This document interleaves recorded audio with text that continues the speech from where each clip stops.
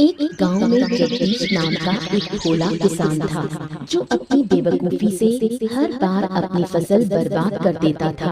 बारिश के मौसम में धान की जगह तरबूज की खेती करता। अरे सुनते हो, क्या तुम्हें कभी अक्ल आएगी या नहीं? अरे अब का हो गया भाई, काहे चिल्ला रही हो? चिल्लाऊं नहीं तो क्या करूं? इस बारिश में जब सब लोग धान की खेती करते हैं, तुम तरबूज की खेती कर रहे हो। देखो, हमने सोच समझकर ही तरबूज बोया है। सोच समझकर बोया है? सुनो तो जरा, क्या सोचा था तुमने? हाँ, अब सुनो।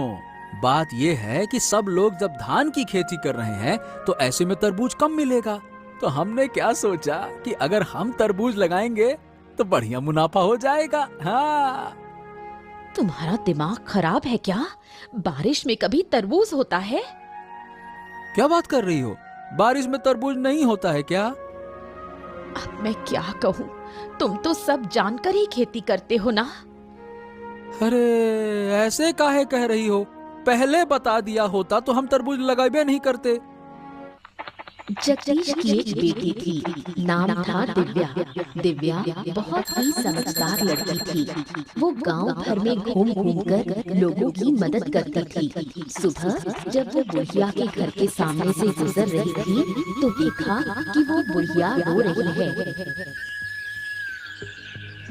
अरे बूढ़ी माँ, आप रो क्यों रही हैं? क्या हुआ? मत पूछ बेटी, मेरे रसोई घर की छत गिर गई है। अब मैं क्या करूंगी? छत गिर गई? किसी से मदद मांगिए ना। कई लोगों से मांगी, पर कोई मदद करने को तैयार नहीं। क्या क्या मदद करने से कोई नुकसान हो जाता? रुको, मैं देखती हूँ क्या किया जा सकता है। बूढ़ी माँ, अब आप दूसरे सिरे को पकड़ो, मैं ऊपर उठाती हूँ। छत ऊपर चढ़ा देंगे। दोनों के प्रयास से छत वापस जगह पर लग जाती है।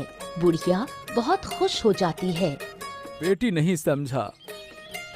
अरे बाबा, आप लेकिन फिर भी। आप कोई लेकिन नहीं। अब हम सब मिलकर गांव की भलाई के लिए काम करेंगे। इसके बाद दिव्या की अगुवाई में गांव का विकास शुरू होता है। गांव वाले उसकी बहुत तारीफ करते हैं। एक भोला किसान अपनी बुद्धिमान बेटी पर गर्व करता है।